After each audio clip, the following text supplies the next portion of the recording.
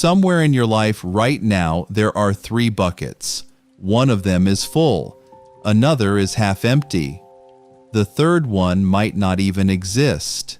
And the way those 3 buckets are balanced, or more likely, the way they're not balanced, is quietly deciding whether your retirement will feel like freedom or whether it will feel like one long, anxious waiting game watching the news. Most Americans over 40 don't even know they have 3 buckets. They think they have a 401k, a savings account, maybe a house. They think of each one separately, like isolated islands. They don't realize that the way those accounts relate to each other matters far more than what's inside any one of them. Let me show you the blueprint. Because the single biggest financial mistake I see in Americans between 40 and 60 has nothing to do with picking the wrong stock or missing the wrong opportunity. It has to do with the way they've accidentally built or failed to build the structure underneath everything else. Let me tell you what the 3 buckets actually are, because once you see them clearly, the rest of this conversation becomes almost intuitive. Bucket 1 is what I'll call the now bucket. This is money you need access to today. Money that pays your bills this month. Money that covers an emergency if the car breaks down. Money that sits quietly in the background so your life doesn't fall apart when something unexpected happens. This bucket lives in checking accounts, high-yield savings accounts, money market funds, maybe a short-term certificate of deposit. The defining feature of everything in this bucket is liquidity. You can touch it tomorrow without penalty, without waiting, without selling anything at a loss. Bucket 2 is the soon bucket. This is money you'll need in the next 5 to 10 years. Money for things like a child's college tuition, a home renovation, maybe a wedding, maybe a business investment. This bucket lives in things like short-term bonds, intermediate bonds, diversified balanced funds, maybe some conservative investments that move slowly but generate some return. The defining feature is moderate stability with some growth, not locked up for 30 years, not sitting in cash doing nothing. Bucket 3 is the later bucket. This is money you won't touch for 10, 15, 20, 30 years. Money for retirement, money for legacy, money that has time to ride out every crash, every recession, every panic, and still come out larger on the other side. This bucket lives in diversified stock index funds, real estate, retirement accounts like 401ks and Roth IRAs, and any long-term investments where time is your friend. The defining feature is growth. Nothing else matters here except long-term appreciation. 3 buckets, 3 time horizons, 3 completely different jobs. And here's where most Americans over 40 get it wrong. They don't have 3 buckets. They have one giant pile of money and one tiny pile of money, and the giant pile is almost always in the wrong place for its actual purpose. The most common imbalance I see is this. Americans in their 40s have somewhere between $40,000 and $70,000 in a regular savings account, earning a fraction of a percent in interest, sitting there for years. They'll tell me it's their emergency fund. They'll tell me it's for safety.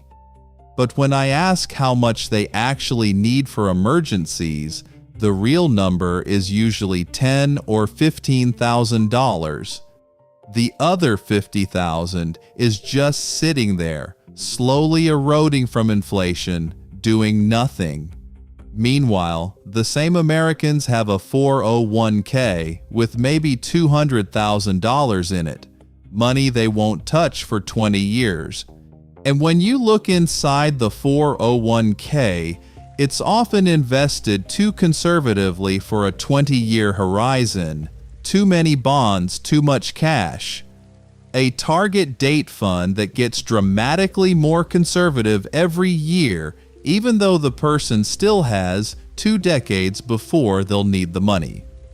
You see the mismatch? They have too much short-term money sitting in cash, losing to inflation, and too much long-term money invested too cautiously, missing out on growth it could legitimately capture. The buckets are pouring into the wrong containers. This is where most people get it wrong. They think safety means cash.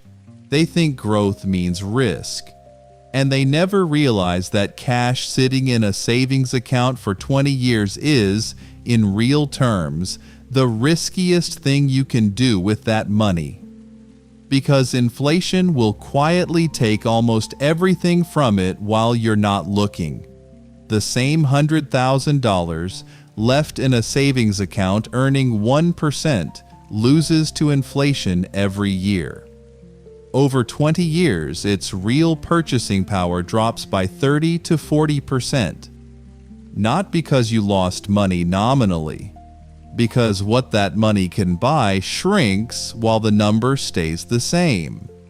Meanwhile, the same $100,000 invested in a diversified stock index fund for those same 20 years historically grows to around $400,000. 4 times more. And 4 times more purchasing power. After inflation. The people who understand this truth quietly build wealth over decades. The people who don't understand it quietly lose it, 1 year at a time, without ever feeling the loss until they reach retirement and discover that the numbers they were proud of don't buy what they used to. You don't need more money. You need a better plan. And the plan starts with knowing which bucket each dollar of yours belongs in. Not based on fear, not based on what your parents did, based on time horizon. When do you actually need this money? That's the question that determines everything. But before we get into the specific allocations, you need to understand something important about the relationship between these buckets. Because it's not just about putting money in the right place. It's about letting the buckets work together, supporting each other across decades of market ups and downs. The relationship between the 3 buckets is the secret most American investors never fully understand. Because the magic isn't in any single bucket. The magic is in how they talk to each other over decades. Let me explain what I mean. When the stock market crashes, and it will crash multiple times over any 20-year period of your life, the long-term bucket, bucket 3, can lose 30, 40, sometimes 50% of its paper value in a single year. That's not unusual. That's not a catastrophe. That's just what markets do. Over any 20-year window in American history, there have been between 2 and 4 significant crashes. It's part of the deal. It's the price you pay for the growth that makes bucket 3 worth having in the first place. But here's what most people don't understand. A crash in bucket 3 is only a real loss if you're forced to sell during the crash. If you can wait, if you can hold on, if you have other money you can live on while the market recovers, the crash becomes a temporary paper fluctuation that fixes itself over the next 2 to 5 years. Every single American stock market crash in history has eventually been erased by the recovery that followed. Every single one. Not one has ever failed to recover and continue climbing past its previous peak. So the question isn't really whether bucket 3 will crash. It will. The question is whether you'll be forced to sell during the crash. And the answer to that question depends entirely on bucket 1 and bucket 2. This is the piece that changes everything. Bucket 1 and bucket 2 exist not just for their own purposes, but as a protective shield around bucket 3.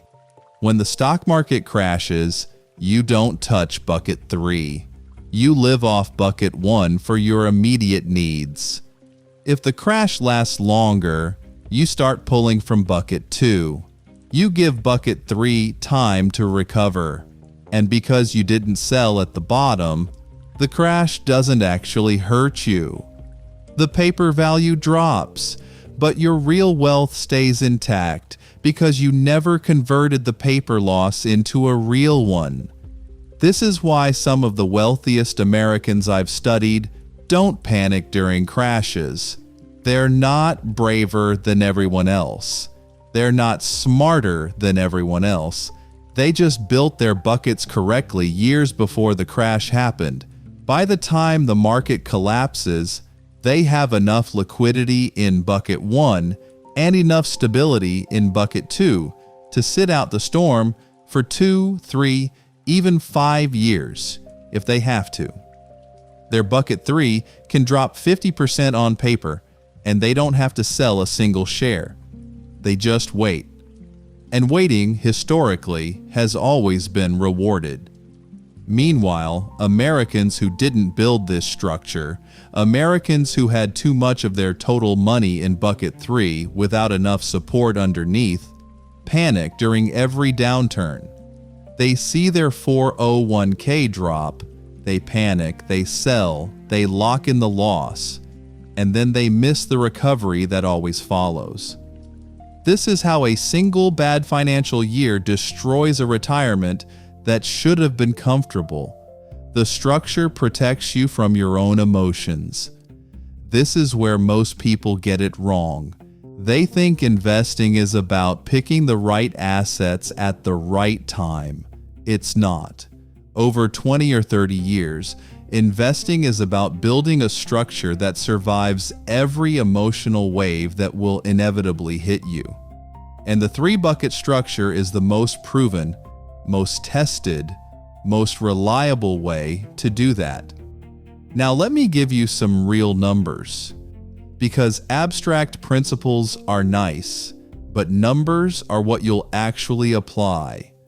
For a middle-class American family in their 40s, a reasonable starting point for bucket 1 is somewhere between 3 and 6 months of living expenses, not 3 months of income, 3 months of what you actually spend to live.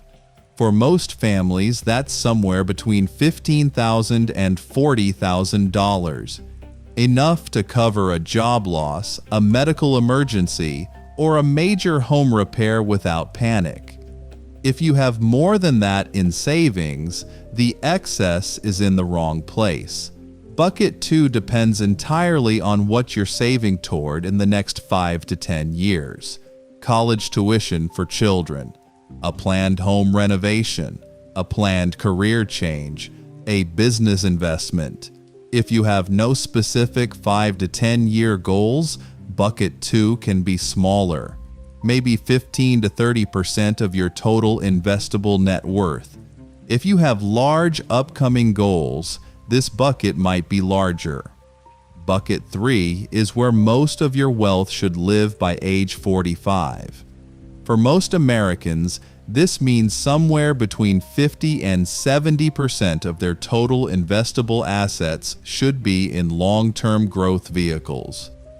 Index funds, retirement accounts, real estate, assets with decades-long time horizons. You don't need more money. You need a better plan.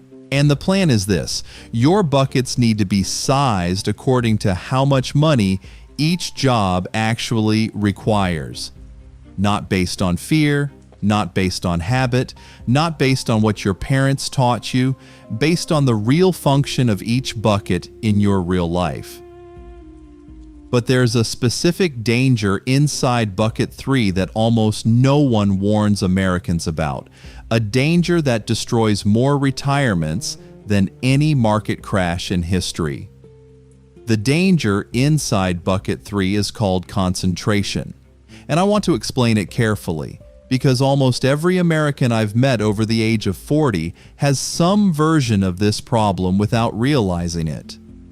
Concentration means having too much of your long-term wealth tied to a single thing, a single company, a single sector, a single type of investment, a single geography.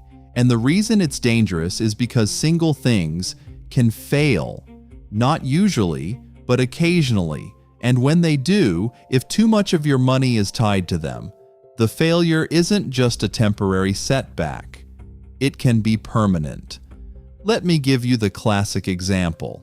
Somewhere between 20 and 30% of employees at large American companies have a significant portion of their retirement savings, sometimes more than half, invested in the stock of their own employer.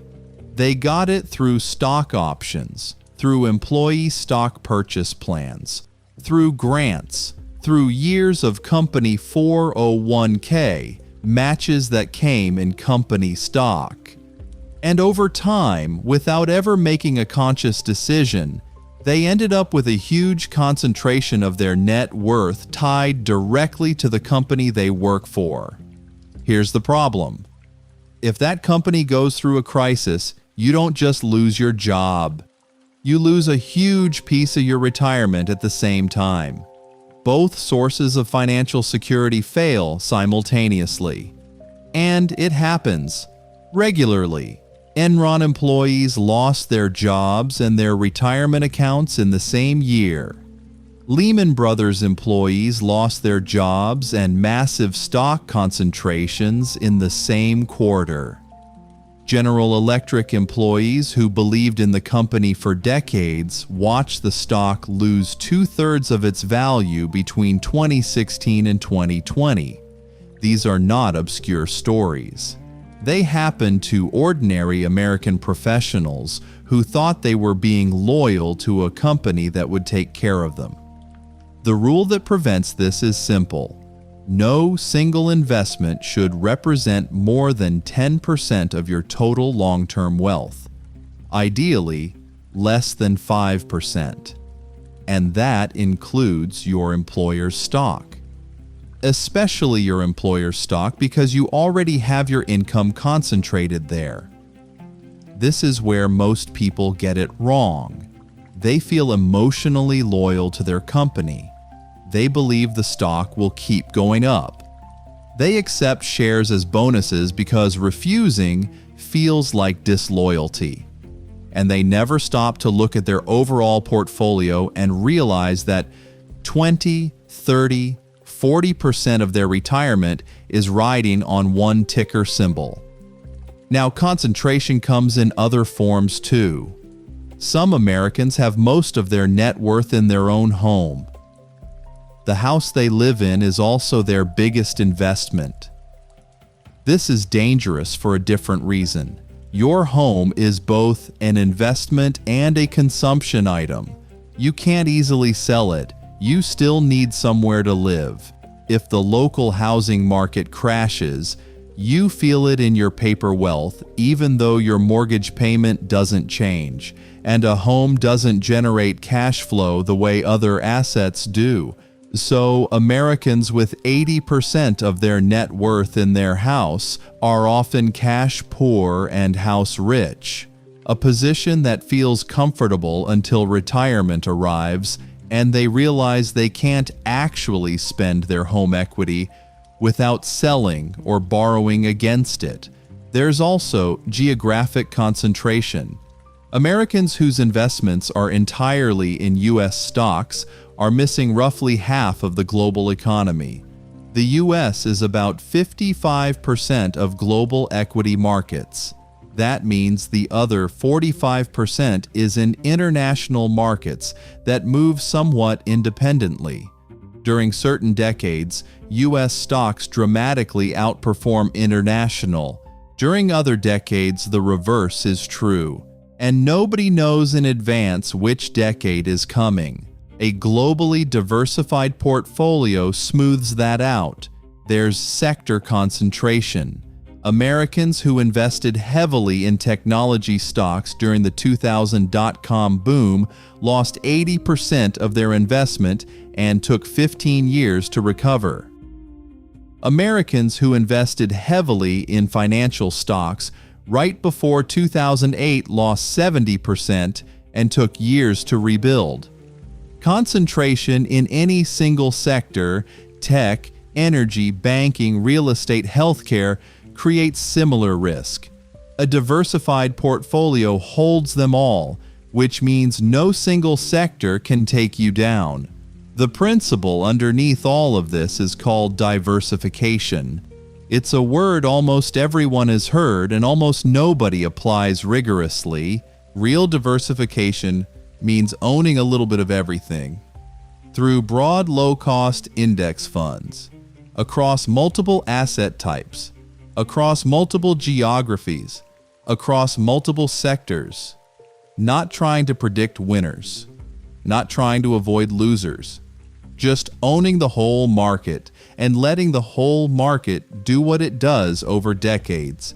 If you fix this, everything changes. You don't need more money, you need a better plan.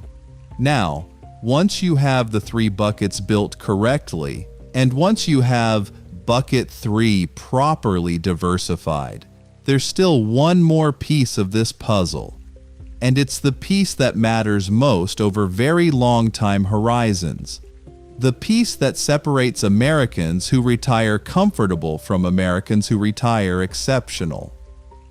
The piece is called rebalancing, and before your eyes glaze over at another technical sounding word, stay with me, because this is possibly the single most underused wealth-building tool available to ordinary American investors.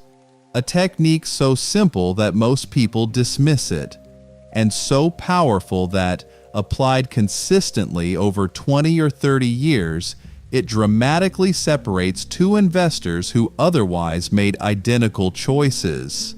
Let me explain what rebalancing actually is. When you first set up your 3 buckets, you decide on percentages.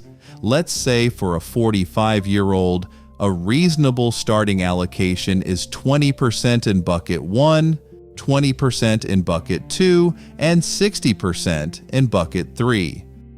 Within bucket 3, you might further decide on 60% US stocks, 30% international stocks, 10% real estate. Whatever ratios make sense for your situation. Now, here's what happens over time. Markets move. They don't move evenly. In a year when US stocks explode upward by 30% while international stocks stay flat, your portfolio drifts. What started as 60% US is now maybe 70% US. What started as 30% international is now maybe 22%. The balance you carefully chose has quietly shifted without you doing anything. In a year when US stocks drop 30% and bonds stay flat, the reverse happens. Your bucket 3 shrinks dramatically. Your bucket 2, which didn't drop much, now represents a larger percentage of your overall portfolio than you intended. You've accidentally become more conservative at exactly the wrong time, right when stocks are cheap. Rebalancing is the discipline of periodically, usually once a year, restoring your portfolio to your chosen percentages. You sell a little of what went up. You buy a little of what went down. You return the whole thing to the allocation you decided on when you were thinking clearly. Here's why this is so powerful. Markets tend to revert to long-term averages. What went up a lot one year often grows more slowly the next. What dropped a lot often recovers. When you rebalance, you are almost mechanically doing the single hardest thing in investing. You are buying low and selling high. You are buying what is currently out of favor and selling what is currently beloved. You are trimming your winners and adding to your losers, which over decades is the exact behavior that builds wealth. And you're doing it without emotion, without trying to predict the market, without knowing anything about what's coming next. You're just following a rule you set up in advance. Rebalance once a year, restore the percentages, move on with your life. The research on rebalancing is extraordinary. Over long periods, investors who rebalance their portfolios annually tend to outperform investors who don't by somewhere between 0.5% and 1.5% per year. That might sound small. Over 30 years applied to a six-figure portfolio, it can easily mean an additional $100,000 or more of retirement wealth. Same starting point, same investments, just a simple annual discipline that most people never apply. This is where most people get it wrong. They set up their portfolio once, maybe carefully, maybe through a 401k default, and then they never touch it again.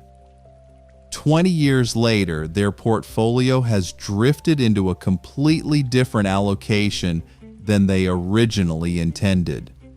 Usually because stocks tend to outperform other assets over long periods, their portfolio has drifted much more heavily into stocks than they realize, which means that right before retirement, when they should be moving toward more safety, they're actually sitting on a portfolio that's far more aggressive than it should be.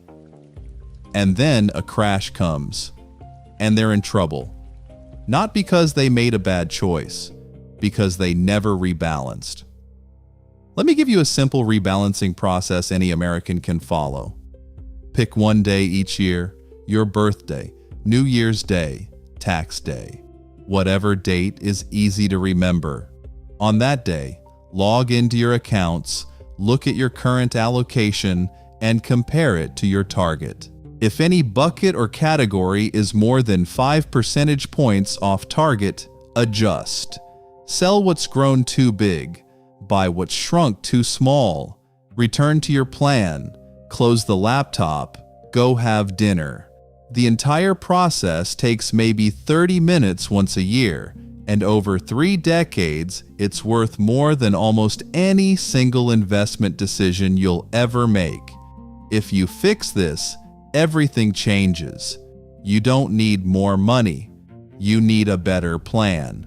Now, there's one more element of the 3-bucket system I want to cover before we close this out, because the buckets aren't static. They evolve. They change as you age. And understanding how they should shift across your decades is the final piece of getting this right. The buckets evolve. And this is where most American investors fall into the most common trap of all, treating their allocation as if it's a permanent decision, rather than an evolving one that should shift meaningfully as they move through the decades of their life. Let me walk you through how the 3 buckets should actually change across time, because the correct allocation for a 45-year-old is completely different from the correct allocation for a 65-year-old, and neither is the same as the correct allocation for a 75-year-old. And the transitions between these stages, done badly, are where a lot of retirements go wrong. Stage 1. Early 40s to mid-50s. This is your prime wealth-building decade. You have 15 to 25 years before retirement. Your biggest enemy during this stage is not a market crash. Your biggest enemy is inflation eating your money while you play it too safe. During this stage, most Americans should have between 60 and 75% of their investable wealth in Bucket 3. In long-term growth assets, stocks, index funds, real estate, things with 20-plus year horizons. Bucket 1 during this stage stays small. 3 to 6 months of expenses. That's it. More than that is money that should be working harder somewhere else. Bucket 2 during this stage depends on what you're saving toward: college tuition, career transitions, major purchases.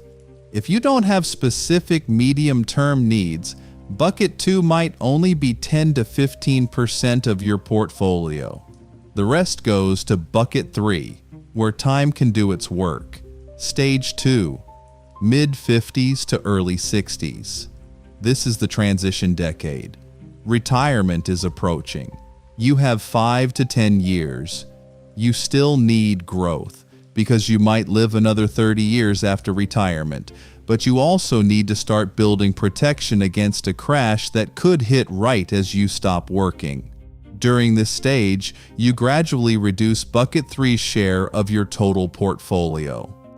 Not dramatically, just steadily.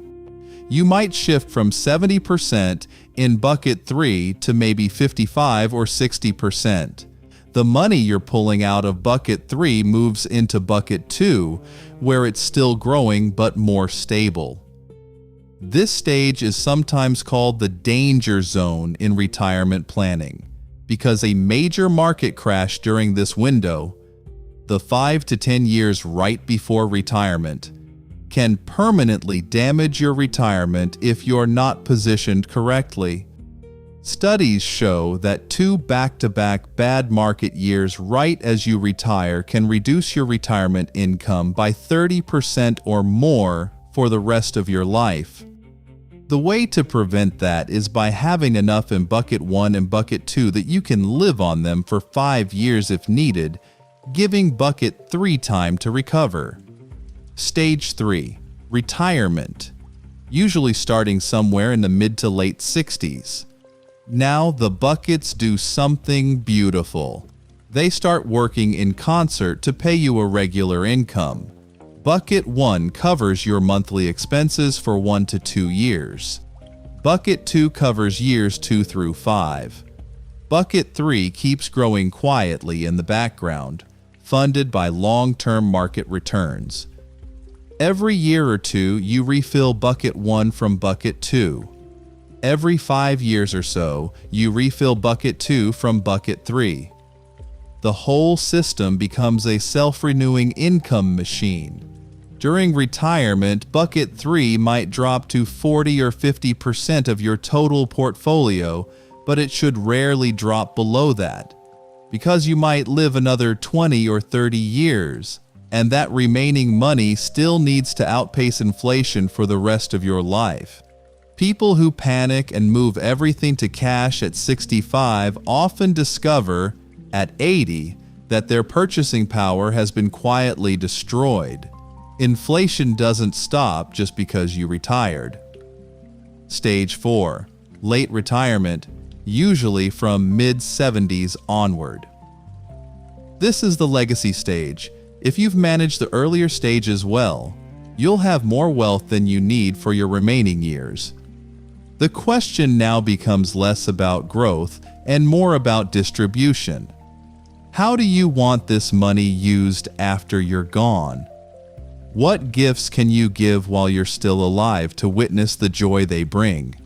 What charitable causes matter to you? This is the stage where estate planning from the previous video becomes deeply practical. Your buckets become vehicles for the legacy you want to leave, not just for your own survival. This is where most people get it wrong. They pick one allocation in their 40s and never revisit it. They hit retirement with a portfolio that's either far too aggressive or far too conservative. They respond to market events with emotional decisions instead of planned ones. And they often realize too late that their wealth is either at risk or underperforming at exactly the moment they needed it to behave differently. The 3-bucket system, applied across decades with appropriate adjustments at each stage, is not flashy. It won't give you stories to tell at dinner parties. It won't make you feel like a genius, but it is what actually works. Generation after generation, market cycle after market cycle, crisis after crisis, the patient practitioners of this kind of structured approach end up wealthy. The flashy ones end up with stories. If you fix this, everything changes. You don't need more money. You need a better plan. And the plan, for most Americans over 40, is already more than half built. You already have pieces of the 3 buckets scattered across different accounts. The real work isn't starting from scratch. The real work is organizing what you already have into a coherent structure that serves you across the next 4 or 5 decades of your life. That's what comes next.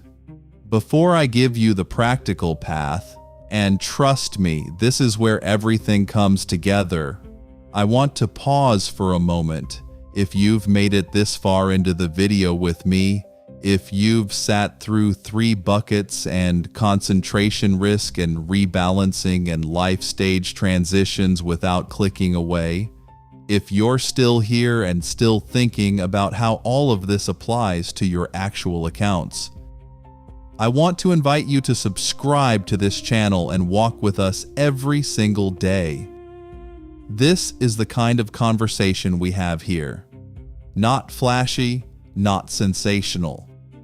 Just the structural discipline of real wealth, explained in language someone over 40 can actually use. And I want to say something directly.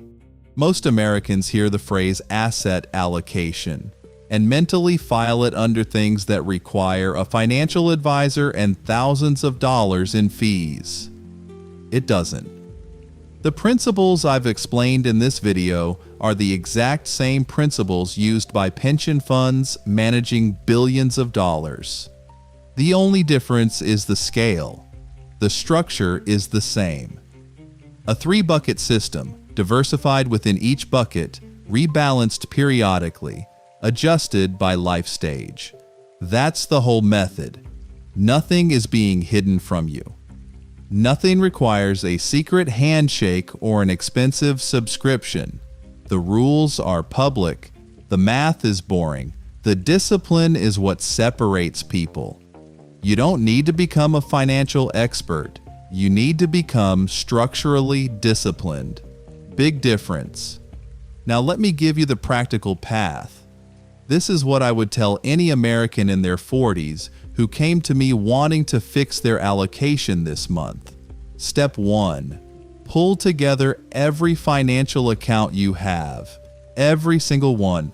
Checking, savings, 401k, old 401k from a previous employer, IRA, Roth IRA, brokerage account, HSA, money market accounts, anywhere you have money that isn't your mortgage or a physical asset. Write them all down on a single page. Write down the balance of each one. Add it all up. This is your total investable wealth. Step 2. Categorize each account by which bucket it belongs in. Your checking account and a small savings account are bucket 1. Your regular brokerage and possibly your HSA are bucket 2 or 3 depending on purpose. Your 401k, IRAs, and any retirement-specific accounts are bucket 3. Your house is separate. It's a consumption asset, not an investment bucket, even though it's valuable. Once every account is categorized, add up the totals in each bucket. Step 3. Calculate your current percentages. What percentage of your total wealth is in bucket 1? In bucket 2? In bucket 3? Write those percentages down. This is the single most important exercise most Americans never do, because only when you see the numbers written clearly do you realize how unbalanced you might be. Step 4. Compare your current percentages to target percentages appropriate for your stage of life. A 45-year-old with a target of 20% in bucket 1, 20% in bucket 2, and 60% in bucket 3. A 55-year-old might target 15, 25, 60. A 65-year-old might target 10, 30, 60. Your specific numbers depend on your specific situation, but the principle is the same. Compare current to target. Step 5. Rebalance. Over the next 3 to 6 months, slowly move money from over-full buckets into under-full ones. Not all at once, gradually. If you have $30,000 too much sitting in a savings account, move it over 3 or 4 months into Bucket 2 and Bucket 3 investments. If your 401k is invested too conservatively, adjust the allocation within the account. Most 401k plans let you do this online in about 10 minutes. Step 6. Set a recurring rebalance date. Pick one day a year. Put it in your calendar as a recurring event. Every year, on that day, you'll spend 30 minutes reviewing your allocation and adjusting as needed. That's the entire process. 6 steps. A few hours spread over a weekend or two.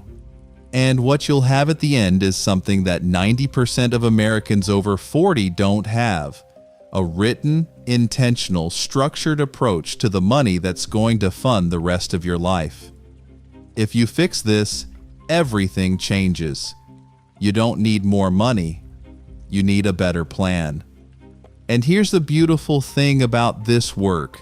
Once it's done, it mostly runs itself. You don't have to watch markets. You don't have to read financial news. You don't have to predict anything. You just have to check in once a year, adjust as needed, and otherwise let the structure do its job. That quiet, boring, unglamorous discipline is how most American wealth actually gets built. Not through brilliant calls, not through lucky timing, through structure, maintained patiently across decades. The people who retire with freedom are rarely the ones who made the most money along the way. They're the ones who organized what they had intelligently and let it compound in peace. There's a scene I want you to carry with you after this video ends. Imagine a retired American in his early 70s. He's sitting at his kitchen table on a Sunday morning, a cup of coffee in front of him, a laptop open. It's a cold February. And on the news, there's been a bad week for the markets. The headlines are dramatic. The television is loud about how bad it might get. Friends are calling each other in panic. He watches it calmly, not because he's brave, not because he has secret information nobody else has, but because his bucket one has enough cash in it to cover his expenses for the next 2 years. His bucket 2 has enough stable investments to cover years 3 through 6 if needed. His bucket 3, the one that actually dropped significantly this week, doesn't need to be touched for at least 5 years. And history tells him that's plenty of time for any market to recover. He watches the news, takes a sip of coffee, and goes back to reading his book. The crash is happening. His portfolio is down 15% on paper, but his life is not down at all. Nothing in his real world has changed. He still eats the same meals. He still takes the same walks. He still calls his grandchildren on Sundays. The paper number will recover. It always has. And while it's recovering, he's doing what he was doing before. That calm is not luck. That calm is structure. Built decades earlier by someone who took the time, in their 40s, in their 50s, in the early years when it felt optional, to build a 3-bucket system that could survive anything. Now picture the other American. Same age, same starting wealth. But he never built the structure. His money is all over the place. A huge pile in a checking account losing to inflation. A 401k invested too aggressively because he never revisited it. No bucket 2 at all. And when the market drops 15%, he panics. He calls his broker. He sells. He locks in the loss. He misses the recovery. And 3 years from now, when the market is higher than ever, he's still sitting in cash, permanently poorer because one bad week became one bad decision that he can never take back. Both of these men worked for the same number of years, earned similar incomes, saved similar amounts, lived through the same markets, but their retirements will look completely different, not because of their earnings, because of their structure. That's the whole point of this video. Wealth is not built in the earning. It's not built in the picking of stocks. It's not built in the timing of markets. It's built in the quiet, unglamorous discipline of organizing what you have into a structure that can survive everything life will throw at it over the next 40 or 50 years. You have the tools, you have the time, you have the access. Every account I mentioned in this video is available to any American adult. Every technique is legal, public, and well documented. Every percentage I suggested can be calculated in 30 minutes with a calculator. The entire system can be implemented by you at home over a single weekend with no advisor required and no fees to pay beyond what you'd pay anyway. What separates the people who actually do this from the people who don't is never intelligence. It's never opportunity. It's almost always just the willingness to sit down once and actually look at everything clearly, to see the full picture, to make a plan, and then to maintain that plan with 30 minutes of attention once a year for the rest of your life. Start this month. Not someday, this month. Open a fresh page. Write down every account, add up every balance, look at the percentages. Compare them to where they should be. Start moving money, slowly, deliberately over the next few months, into its correct bucket. By the end of this year, you can have something that most Americans will never have. A structured, intentional, understood allocation that's working for you quietly in the background while you live your life. Now, before you go, let me ask you for 3 things. First, if anything in this video shifted something in you, subscribe to this channel. Walk with us. The conversations here only get deeper. The next video in this series is going to be about the specific rules that make market crashes survivable. The behavior that separates investors who recover from investors who quietly destroy their own wealth during bad years. You don't want to miss that one.